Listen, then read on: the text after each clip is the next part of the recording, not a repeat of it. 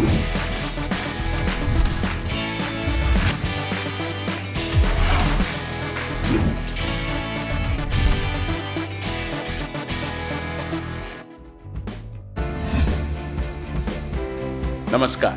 खेलों में खास में आप सभी का स्वागत। मैं हूं संजय बैनर्जी।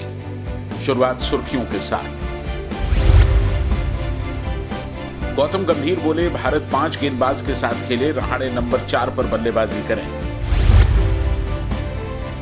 पाकिस्तान ने न्यूजीलैंड को तीसरे T20 में हराया। ओडिशा और नॉर्थ ईस्ट FC ISL में 2-2 से बराबर। आज जमशेदपुर का मुकाबला गोवा FC के साथ। और NBA का नया सीजन, गोल्डन स्टेट वॉरियर्स भिड़ेंगे ब्रुकलिन नेट्स के साथ। फॉर्मर क्रिकेटर गौतम गंभीर का मानना है कि बॉक्सिंग डे टेस्ट में अजिंक्य रहाणे को चौथे नंबर पर बल्लेबाजी करनी चाहिए। साथ ही इस मैच में टीम को 5 गेंदबाजों के साथ उतरना चाहिए। गंभीर ने कहा कि मैं रहाणे को नंबर 4 पर बैटिंग करते हुए देखना चाहता हूं। अगर वे गिल, राहुल और विहारी को आगे भेजते हैं तो इससे नेगेटिव मैसेज जाएगा। रहाणे को 5 गेंदबाजों के साथ मैच में उतरना चाहिए।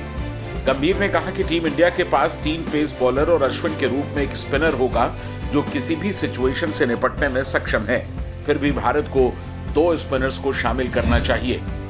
गंभीर ने कहा कि रविंद्र जडेजा 5वें बॉलर के रूप में एक बेहतर विकल्प हो सकते हैं। उन्होंने कहा कि ईशांत शर्मा की गैर मौजूदगी में ऑस्ट्रेलिया के खिलाफ मैच में उमेश यादव को प्लेइंग 11 में शामिल करना चाहिए। मीडिया रिपोर्ट के मुताबिक हनुमा विहारी की जगह पर रविंद्र जडेजा को शामिल किए जाने की संभावना है। Former test player Ashok Malhotra इस समय हमारे साथ मौजूद हैं। अशोक जी, सबसे पहले चर्चा करें कि 4 नंबर पर अजिंक्य रहाणे को बल्लेबाजी करनी चाहिए या किसी और पर भारत की नजर होनी चाहिए? देखिए, अगर आप हनुमा विहारी की बजाय रविंद्र जडेजा को खिलाते हैं तो फिर खुद ब खुद आपके 5 गेंदबाज हो जाते हैं, अश्विन, जडेजा और 3 तेज गेंदबाज। तो ये शायद गलत राय नहीं होती, क्योंकि जडेजा जिस तरह की बल्लेबाजी कर रहे हैं और जिस तरह की बल्लेबाजी हनुमा ने की है, ज्यादा फर्क नहीं दिखाई देगा। तो निश्चित रूप से जडेजा के खेलने से, एक ऑलराउंडर के खेलने से आपकी बल्लेबाजी में एक मजबूती आती है, एक अच्छा ऑलराउंड स्ट्रेंथ आती है। अशोक जी, 4 नंबर पर बल्लेबाजी किसे करनी चाहिए आपकी नजर में? देखिए, मेरे को ऐसा लगता है कि अजिंक्य रहाणे और चेतेश्वर पुजारा एक साथ जब खेलते हैं तो फिर वो चिंता का विषय इसलिए कि दोनों लगभग एक तरह के बल्लेबाज, क्योंकि अगर वो दोनों की एक साझेदारी होती है तो फिर 200 बॉल में 50 रन ही बनने वाले। उससे क्या होगा कि अगर एक विकेट जाती है उसके बाद तो दबाव वापस टीम पर चला आता है। आपको एक स्ट्रोक प्लेयर जरूर उनके बीच में रखना होगा, क्योंकि अजिंक्य और चेतेश्वर लगभग एक तरह के बल्लेबाज हैं जो समय लेकर खेलते हैं, टिक कर खेलते हैं, ज्यादा आक्रामक नहीं खेलते हैं। तो निश्चित रूप से KL राहुल से शुरुआत करानी चाहिए और मेरे को ऐसा लगता है कि शुभमन गिल को 4 पर उतारना चाहिए।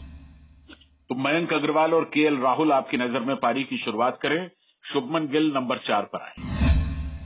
जी हाँ, बिल्कुल, क्योंकि KL राहुल ऐसा है कि आपको थोड़ा आक्रामक प्रारंभिक बल्लेबाजी करनी होगी, एक अच्छी साझेदारी करनी होगी और KL राहुल का रिकॉर्ड काफी बेहतर है और उनका फॉर्म भी पिछले कुछ समय से काफी बढ़िया। और अगर वो चल निकलते हैं तो फिर आप you can take the fight to the opposition.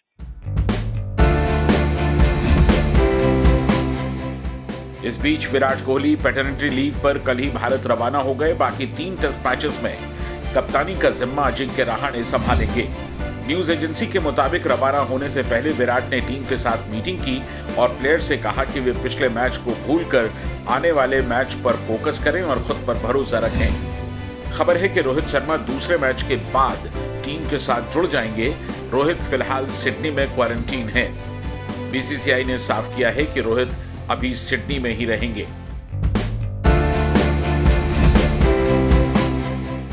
New Zealand दौरे पर गई पाकिस्तान ने 3 T20 मैचेस की सीरीज का आखिरी मैच 4 विकेट से जीत लिया है। हालांकि सीरीज न्यूजीलैंड ने 2-1 से जीती। टॉस जीतकर पाकिस्तान के कप्तान ने न्यूजीलैंड को पहले बल्लेबाजी के लिए बुलाया। न्यूजीलैंड की टीम ने 7 विकेट के नुकसान पर 173 रन बनाए। पाकिस्तान ने विकेटकीपर बल्लेबाज मोहम्मद रिजवान के 89 रन की मदद से 2 गेंद बाकी रहते टारगेट हासिल कर लिया। पहले बल्लेबाजी करने उतरी न्यूजीलैंड की ओर से टिम शिफर्ट ने 35 और ग्लेन फिलिप ने 31 रन की पारियां खेली। पाकिस्तान की ओर से मीडियम पेसर फहीम अशरफ ने 20 रन देकर 3 विकेट लिए, जबकि हारिस रऊफ और शाहीन अफरीदी को 2-2 विकेट मिले। वहीं टारगेट चेज करते हुए पाकिस्तान को ओपनर हैदर अली और रिजवान ने अच्छी शुरुआत दी। दोनों के बीच 40 रन की पार्टनरशिप हुई। हैदर अली के आउट होने के बाद मोहम्मद हफीज और रिजवान के बीच 72 रन की साझेदारी हुई। हफीज ने 41 रन बनाए। न्यूजीलैंड की ओर से टिम साउदी ने 4 ओवर में 2 विकेट लिए। Left arm spinner Mitchell Santner और कैप्टन केन विलियमसन पाकिस्तान के साथ होने वाले पहले टेस्ट मैच में टीम में शामिल होंगे। 2 मैचेस की सीरीज का पहला मैच 26 दिसंबर से शुरू होगा। भारत के खिलाफ इसी साल टेस्ट सीरीज जीतने के बाद न्यूजीलैंड की टीम वर्ल्ड टेस्ट चैंपियनशिप की पॉइंट्स टेबल में अभी तीसरे नंबर पर है। विलियमसन की टीम में शामिल होने से डेविन कॉनवे को बाहर बैठना पड़ सकता है। दोनों टीमों के बीच दूसरा टेस्ट मैच क्राइस्टचर्च में 7 जनवरी से खेला जाएगा। ऑस्ट्रेलिया के legend batsman sir Donald Bradman की डेब्यू टेस्ट कैप करीब 2.5 करोड़ रुपए में नीलाम हुई है। ऑस्ट्रेलिया के ही एक बिजनेसमैन ने उनकी पहली बैगी ग्रीन टेस्ट कैप $3,40,000 में एक ऑक्शन में खरीदी। सर ब्रैडमैन ने 1928 में डेब्यू किया था। इससे पहले ऑस्ट्रेलिया के ही शेन वॉर्न की टेस्ट कैप $7,60,000 यानी करीब 5 करोड़ 61 लाख रुपए में बिकी थी। वॉर्न ने 2006 में इंटरनेशनल क्रिकेट से संन्यास लिया था। ऑस्ट्रेलिया के बिजनेसमैन पीटर फ्रीडमैन ने सर ब्रैडमैन की डेब्यू कैप को खरीदा है। और अब आईएसएल पर चर्चा।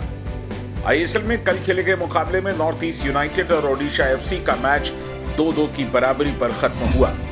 ओडिशा ने 22वें मिनट में डिएगो मोरोसिया के गोल से लीड ले ली, लेकिन हाफ टाइम से ठीक पहले बेन्यामिन लंबोत ने मुकाबले को बराबरी पर ला दिया।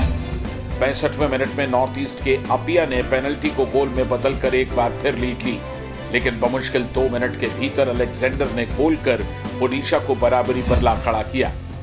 ओडिशा अब तक लीग में एक मैच भी नहीं जीत सका है। और ब्यौरा अभिषेक झा से।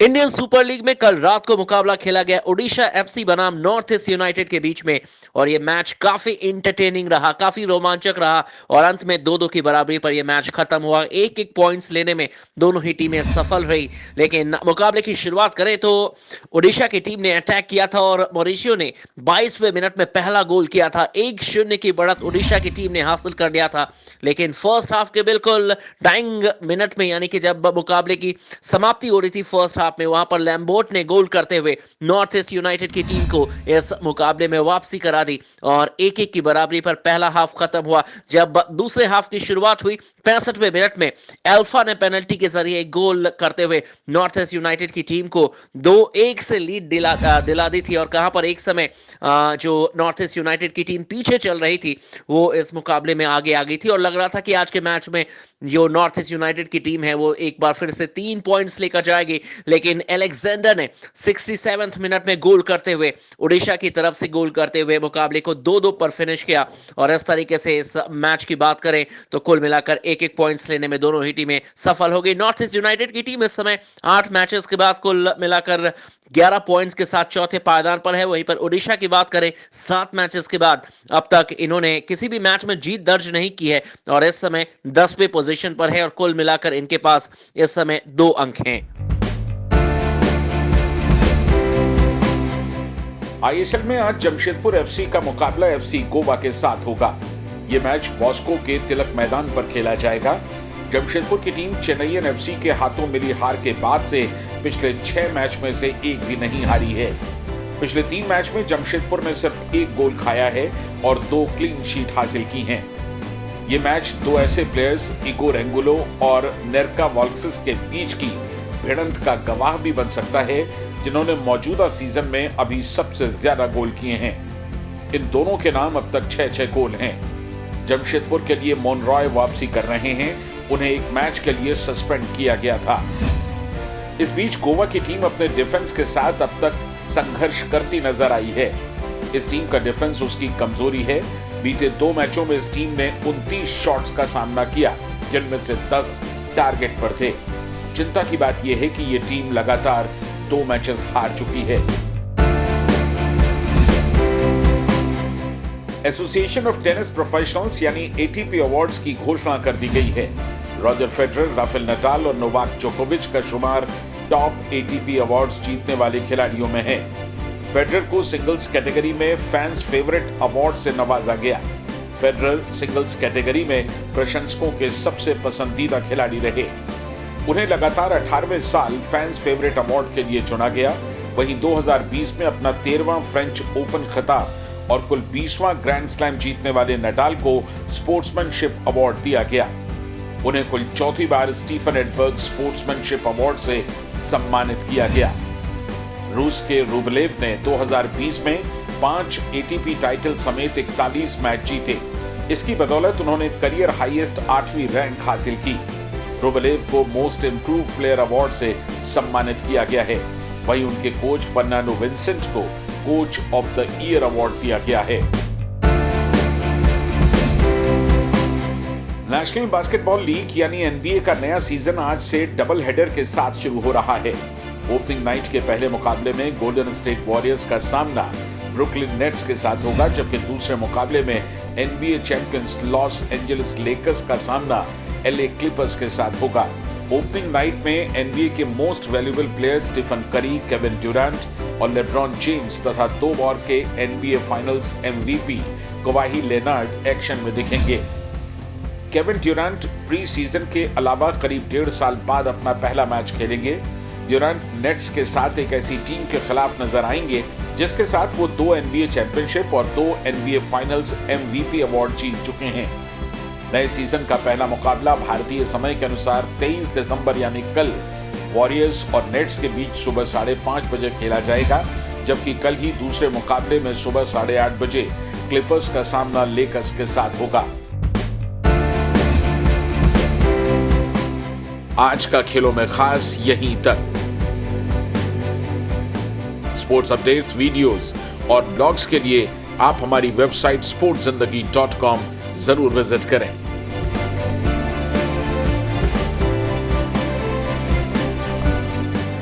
हमारी ईमेल आईडी है connect@sportszindagi.com। अपना ख्याल रखें और जुड़े रहें स्पोर्ट्स जिंदगी के साथ। नमस्कार।